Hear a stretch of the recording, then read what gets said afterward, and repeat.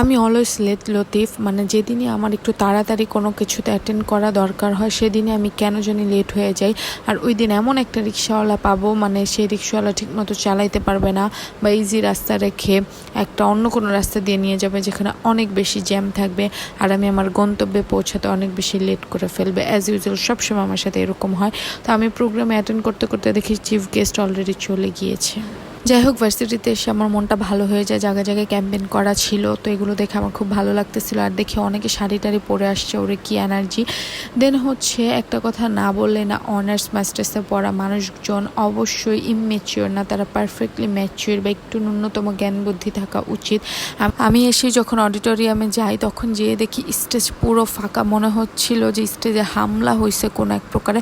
মানে ফুলগুলো দিয়ে যে স্টেজটা সাজানো হয়েছিল তা মুহূর্তের মধ্যে চিফ গেস্ট যাওয়ার সাথে সাথে মেয়েগুলো ফুলগুলো ছিঁড়ে ফেলছে, ছিঁড়ে ছিঁড়ে যার যার মতো হাতে চুলে দিয়ে রাখছে। মানে এটা কোনো কথা? মানে ন্যূনতম কমন সেন্স নাই, কিছু বলার নাই তাদের। তো একটা ফুল আমি মাটিতে কুড়ায় পাইছি, তো সেটা নিয়ে আমি কানের মধ্যে গুজে দিছি। আর ওদিকে ছবি তোলার জন্য এত সিরিয়াল ছিল, আর আমি দু একটা ছবি ভালো তুলে দিচ্ছি, এই জন্য সবাই তাদের আইফোন আমার কাছে দিয়ে দিচ্ছিল যে আপু তুমি পিকচার্স তুলে দেয়। আমি বলদের মতন সবার পিকচার্স তুলে দিচ্ছিলাম। তারপর চিন্তা করলাম না, আমাকে বিকাল বানায় ফেলবে, ছাড়বে না ওরা, তাই আমি ফোন টোন দিয়ে চলে আসছি। তারপর আমি আমার ফ্রেন্ডদের সাথে কিছু পিকচার্স এখানে তুলে নিছিলাম।